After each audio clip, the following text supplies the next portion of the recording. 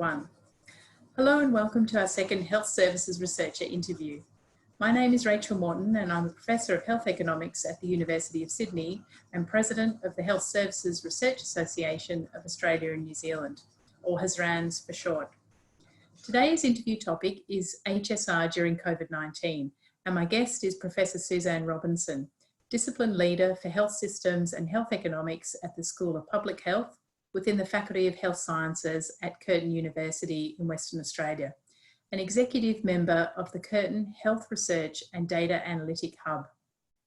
Suzanne's research interests include decision-making and priority setting in health. In particular, the use of health data sets to produce an evidence base to inform resource allocation decisions.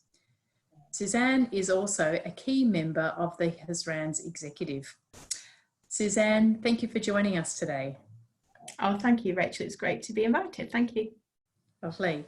Can you begin by giving us a bit of background about yourself and your research interests? Yeah, sure. So I started off, I followed a traditional sort of academic research path really. Started off life as a researcher at University of Birmingham, where I undertook my PhD and worked with a great team there and did, so my background in health economics, and started off with an economics and politics degree, then moved into health economics and really had a passion for the whole world of health economics and worked on numerous things. I think economic evaluation was sort of the trade for me in terms of teaching me how to work with the different methodologies of that we use in economics, in particular in health economics, and then to the more translational type research that I've more recently got involved with over the years. So yeah, there's been it's interesting, and yourself as an economist, I'm sure you'll agree that we get on quite a lot of different projects and they can be quite varied and quite broad in terms of what we do. So that's for sure. Yeah, working with things around sexually transmitted infection to working with GPs around benchmarking and looking at impacts of their work around chronic disease. So the work's varied, but it's really been enjoyable. So say start off as an academic in Birmingham, and then found a job in WA, thought I'd come over for the sunshine, and here I am in Curtin, heading up a nice group over here. Right. Oh, excellent. Thank you. So what does a typical day look like for you? You talked about a variety of projects that you're involved with. What does a typical day look like, and how at the moment during the COVID-19 pandemic is that impacting your research?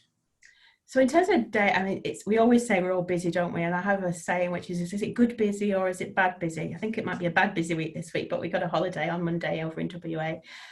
But the typical day, there's often quite a lot of meetings, which I think as you get more senior, you realise that sometimes the whole day can get consumed with meetings. And as long as they're good value, then it's not too bad. But if it's just, meetings for meeting's sake, that can be a little frustrating. But put that aside, I think the breadth of what we get involved in terms of the research team and what I'm currently involved in. So working with looking at for COVID-19, I thought we'd get a bit quieter and I'd get time to write and dream of, academic stimulation. That didn't quite happen. And I got quite busy with COVID research. So we were actually working with the mining companies in WA, and we're doing a whole screening program and collecting data on health and lifestyles, as well as collecting data from the pathology labs too. What are you screening with the mine research? What are you screening for? Yeah, we're screening to check to make sure they haven't got COVID. So it is a COVID-19 screening program, and so that the mining workers can go up to the communities in our regional and remote sort of areas, that they are being screened. So it's a screening program that's run by in conjunction with the mining company. We're not running the screening program. We're supporting with the data collection, and also with this, we are running a survey with the miners. So the idea would be that we would collect information on health and lifestyle, including things that might, if people tested positive, that might give us some insights into the disease itself, into COVID-19. Unfortunately, whichever way you look at it, I look at it as fortunately, the positives are very low. So it might end up being the most boring research project, the positive cases, but the most excellent news for WA. So I think it's a very important piece of work, but it's an interesting piece of work in that normally, when you look at power, you look at sample calculations, you look at all the things as to what would make a really good research project. This was very much around, this is happening, we need to collect this data, and it may or may not prove to be useful. You know, I'm sure we'll find some use in the data set. It's quite big, but if there's no positive cases, then it won't be as exciting. From a research perspective, but from a community perspective, it would be a very good outcome. So in terms of the impact on policy, did the miners have to alter their sort of fly-in, fly-out regimens? Were there restrictions? Yeah, it's been very interesting. So we've been very good with keeping our rates low in WA, although I just had a few more cases recently.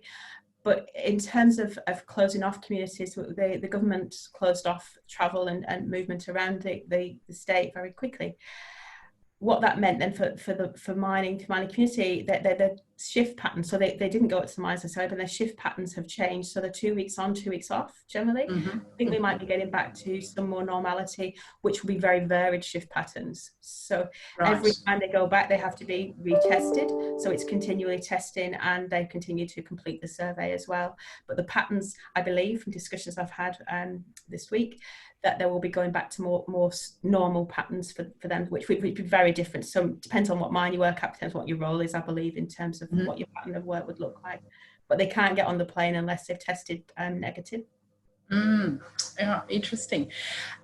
So I'm also interested in some of the research you're doing using health data analytics, particularly in the context of chronic kidney disease. And could you tell us a little bit more about what problem or research question you're looking at here, and what might be the benefits for patients and broader society? Yeah, that's a good project, and it took us a while to find funding for that. We had this, so Aaron Shakira, who's a clinical colleague of a friend of mine, he had this, you know, this real passion. He had a clinical problem, and also there's a policy problem. So the clinical problem is just really finding out information on a disease, the chronic kidney disease, and how we can slow progression. So once you get kidney disease, it's around slowing the progression rather than eradicating the disease itself or condition. So he was really interested in how we can use the data, and it's pathology data linked to hospital activity data. And he was really keen to look at, you know, when we do tests, what those results show, when we can intervene. So that was sort of his interest. He also is works very closely with the policymakers. So the policy interest is numerous things. Thinking of the rural and remote regions, it's very much around, you know, people coming into Perth from, say, the Kimberley for dialysis, the impact that has on them, on patients and their families when that happens, but equally the cost of the health system. So it's numerous types of questions. From an economic point of view, we're sort of looking at, if you will, optimal places for care, where you would intervene in order to slow progression, and looking at the costs of decisions and choices. So I'll give you an example. If you have to fly down to Perth, that's not paid for by the patient, it's paid for by the system. That's a big cost. It also has an opportunity cost. If the plane's in the air, then no one else can get onto that plane, so it takes it out for the hours it has to travel and the time the crew have to rest or in flight. So it has all those sorts of implications that we're exploring with that piece of research. And it's quite unique. I think there are some other places that have got this similar data, but I think the pathology linked to hospital is quite unique, and hopefully we'll be able to then start to think about linking potentially to general practice. There's a big data. We're also using, this isn't my expertise, but we do have in my team some data scientists who are also exploring, because it's longitudinal data. We've got hopefully have 10 years worth, and then going forward. So we've got our data scientists doing a little bit of a mining exercise to think what might be useful for both clinical practice and for policymakers. So it's an exciting study to be involved in. Yes, absolutely. It's sure to have a big impact. It's a very expensive treatment once people reach end-stage kidney disease, for sure. And I think the methodological side of it as well is interesting, because we chose chronic kidney disease, one, because of what we just said, because it's a cost and the implication of the disease and impact it has on patients and families, but also because we know we can connect that data from pathology to hospital. But other chronic disease we'd like to go and explore too. So that was it's not easy, don't get me wrong, it's not easy to not technically, but to start to link data from different places. But we would like to explore that with other sorts of chronic conditions as well. So it's a starter in a way to some other things we'd like to get involved in with our colleagues over in health. Yeah, okay. Sounds terrific, very exciting. We look forward to hearing some of the work too, and particularly about the approach you've taken, the methodological approach, Yeah. for sure. Um, Now, I've got to ask you a question, Suzanne, about some of the consumer research that you've been doing. And I noticed that you've recently co-published research on the consumer understanding of the security of personal data. And this security as a major barrier to the uptake of mobile health apps. This is extremely relevant, extremely important, particularly in the context of our COVID-19 Keep Safe app and other, tracking apps, as well as the rapid introduction of telehealth. And so I was wondering what your research has found, and what lessons might this research have for policymakers within the context of COVID-19, and particularly within the context of contact tracing. Okay, so it's interesting, isn't it? On the one hand, people will give the data to anyone just to, I don't know if that's just me, but if you're in the airport and you want to have Wi-Fi, you'll sort of almost sell your soul to get that access to free Wi-Fi. Sure, and people will put everything on Facebook.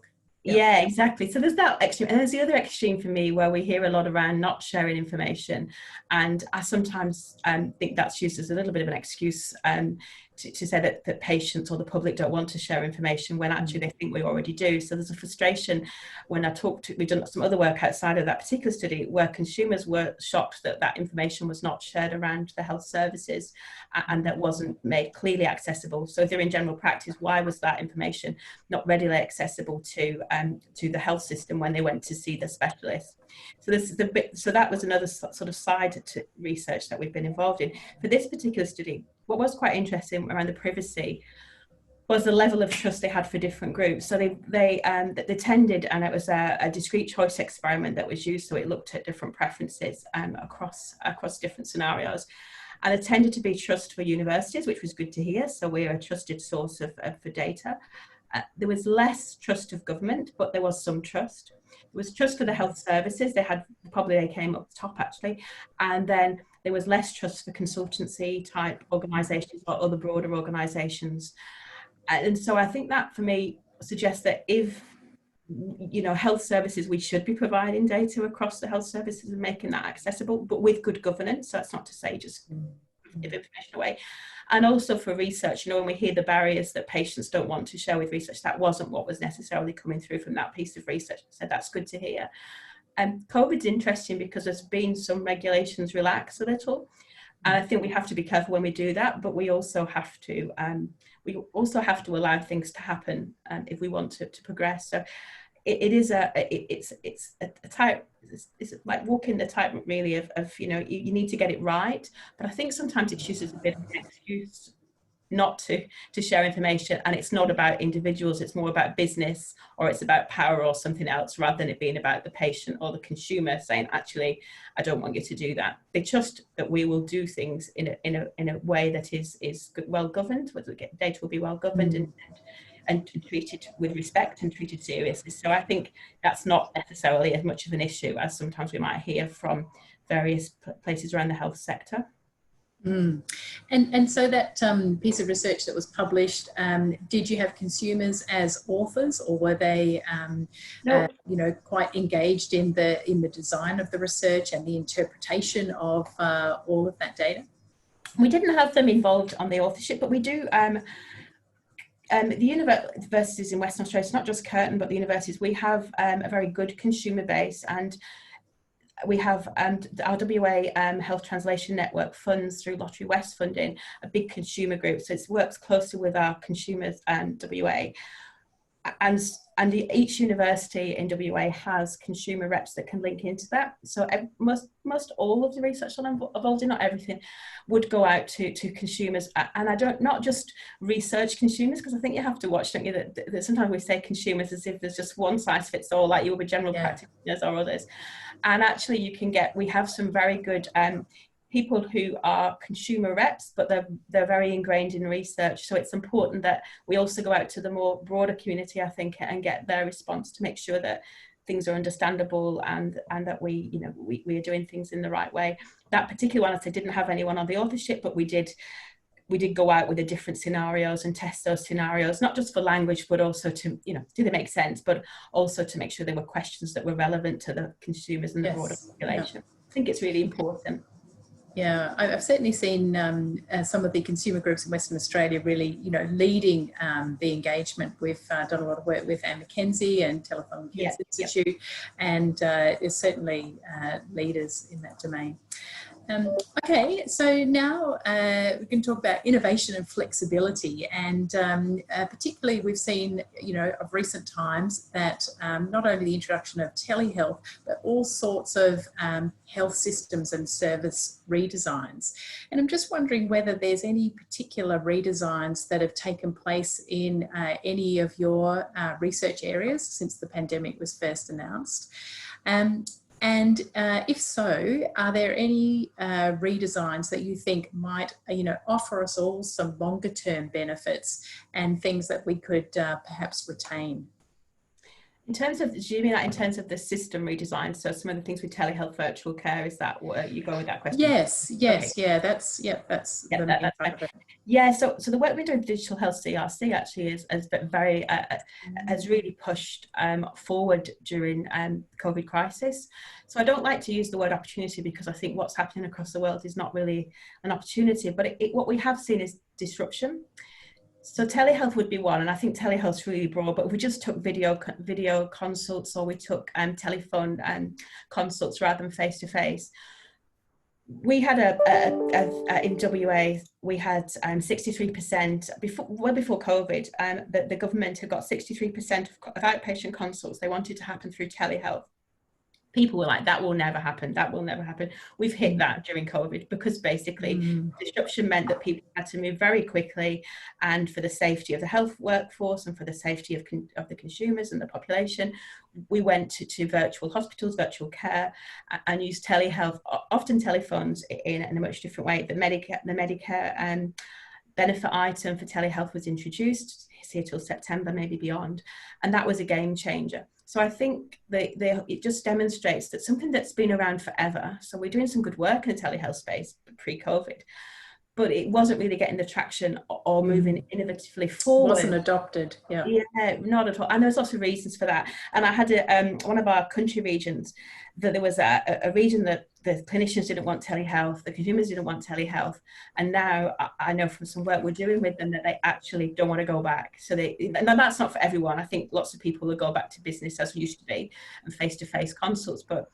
there's been a real push, and I think that gives us an opportunity to really explore what new models of care would look like. And that's not me saying it should all be virtual at all, but it's when is it appropriate for a patient to have care that's not face-to-face. And just where I live in the hills in Perth, it's 2 hours, travel there and back, and to get to a medical centre, for sit in a waiting room and have a 5 minutes consult that you could do quite quickly over the telephone. And sometimes you have to have face-to-face, so that's different. So I think that's just one example. We're also doing some interesting stuff around sensors and how you might use sensors, and again linking that to telehealth. Sensors? What sort of sensors? What do you mean? Lots of different sensors being developed, and I got excited the other day with my science and engineering colleagues as we had a chat. So one of the ones is around using sensors to measure the length of limbs and muscle mass, and to then use that for physiotherapy. And they're actually using that through telehealth. So they take the camera takes it remotely, and then the physio may take or may not take place remotely. So again, not saying that will be for everyone, but it certainly just demonstrates what we can do with our technology. Yes. The science and engineering folks, they were quite funny, because they said, oh, well, what we need from you is, the people, we don't really bother with it. Like, they just say, we need your support to go out there with the health services. We've also got some remote monitoring with beds to look at pressures, the pressures when people don't move or do move, and there's lots of vital signs you can pick up that go into a command center within the specialist hospital, and then treatment will be decided based on the specialist sort of reviewing what's happening to the patient at our regional hospital. So again, they're very exciting, and there's an economic perspective to all of that, of course, which is where my interest lies.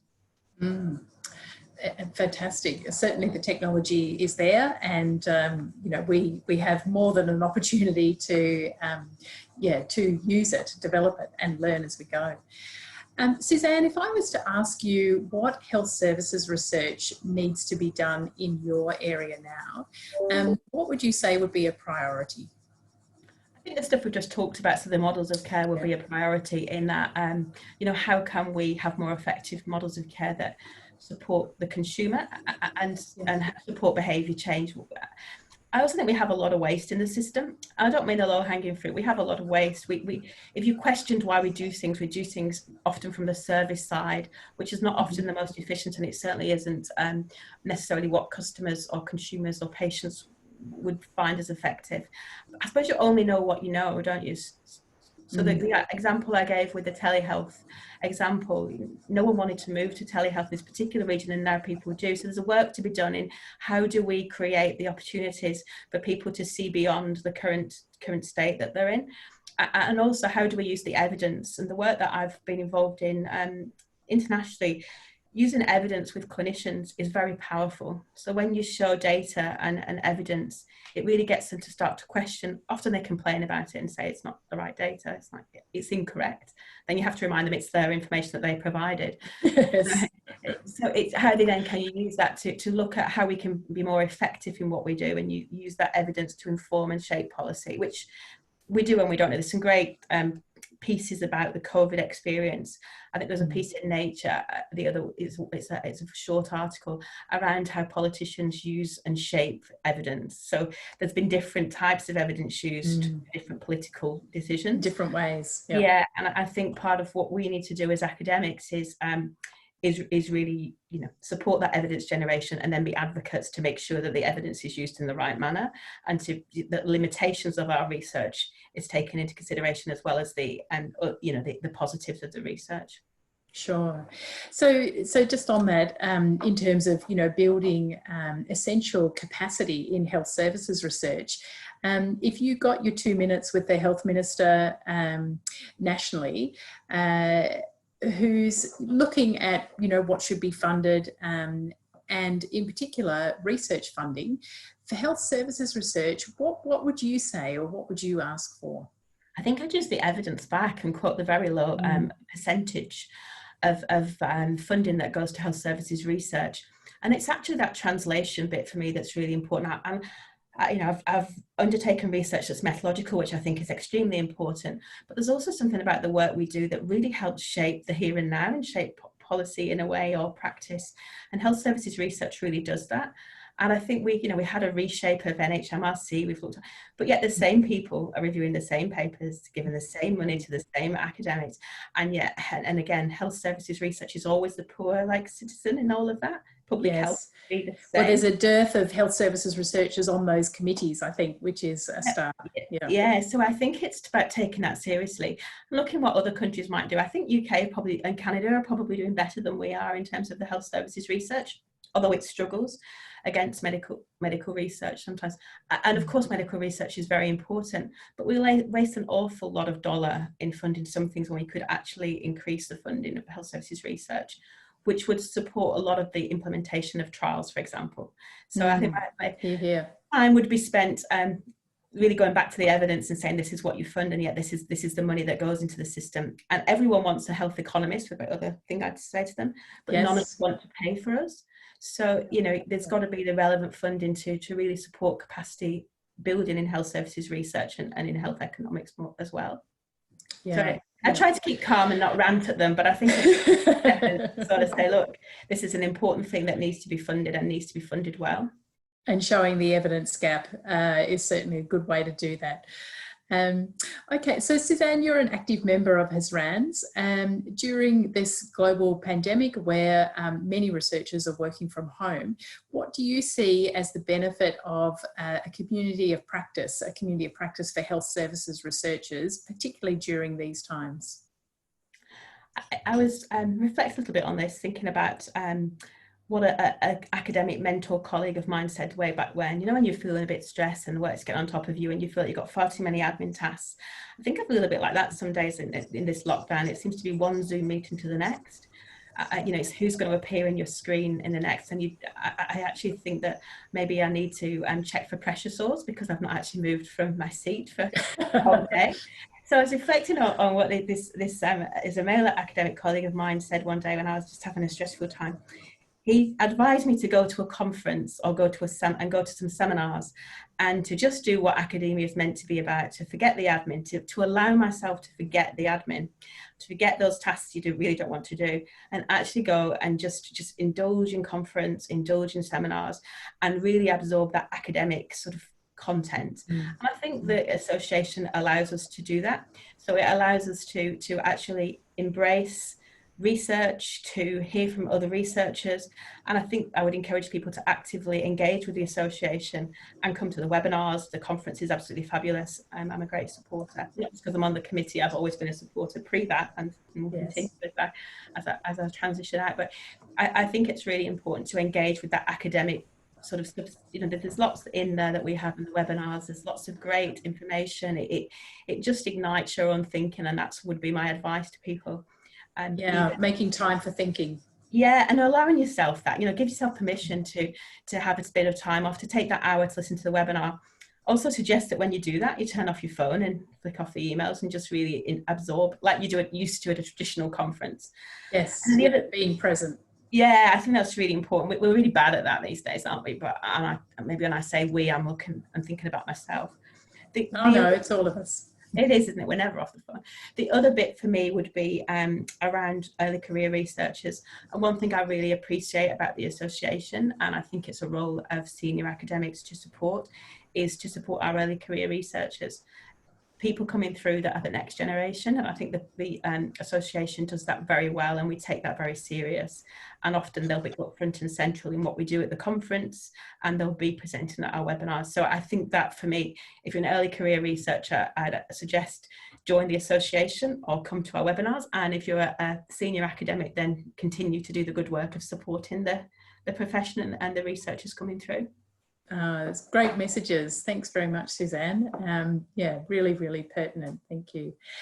So finally, just thinking about yourself during the COVID-19 times, I know you've got a couple of dogs, and I'm wondering whether they might have been going out on quite a few walks lately. What have been your own coping mechanisms during the COVID-19 lockdown? And what are you most looking forward to as we ease out of these restrictions? Well, my dogs are very interesting. I have one that snores continually, that's here now making that strange noise in the background. Another one who likes to appear on Zoom and has been on a few webinars and showcasing a few meetings. So the dogs have been important to getting through, because it is difficult without the transition. I quite enjoy the drive to and from work, where I transition in and out of mindsets. And the 2-second walk from my office to my living area is not long enough to unwind. So I think there's that, and you know, the world of home and work can become, the lines can become blurred, I think.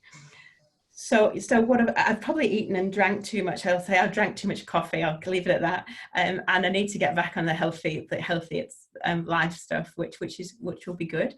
And I am looking forward. I went into the office actually on Tuesday this week, and I was the only person on my floor, although there was people in the other bits. But it was still nice to be back and to have the fresh air in the campus. And I can't wait to see the students to come back. In terms of what I really miss, I mean, just being isolated from your family and friends is the main thing. So I have a daughter in the UK and a son in Melbourne, so I'll be quite pleased to see them again and to have that family time and to get to some sort of normality. I think we've been very lucky in Australia. So in some ways, I don't think we can appreciate, unless you're connected to the other countries, of what the pressure has been on the health system. And whilst I take my hat off to my health colleagues who've worked really hard around Australia, I do think that in some other countries it's been a lot more pressured for them, and so I feel very lucky that we can go back to some sort, hopefully we'll not get any second wave, but some sort of normality sooner. So yeah, I feel that we just having some normal things that you take for granted would be good. Going to the restaurant and being waited on and getting my cleaner back, you know. That's right. All those things that important things that certainly make you feel good. But yes, but you're right. We're very, very fortunate. Actually, we're very lucky that we're coming out of this, or have managed this extremely well, I think. Suzanne, it's been an absolute pleasure talking to you today. Thank you so much for doing this interview. Thank you for your time, and wish you all the best with your very exciting research. It's been a lovely chat. Thank you. Thanks, Rachel. It's been great. Thank you. That brings us to the end of today's Health Services Research interview. Thank you for listening, and please refer to the HSRAN's website for the next interview in this COVID-19 series.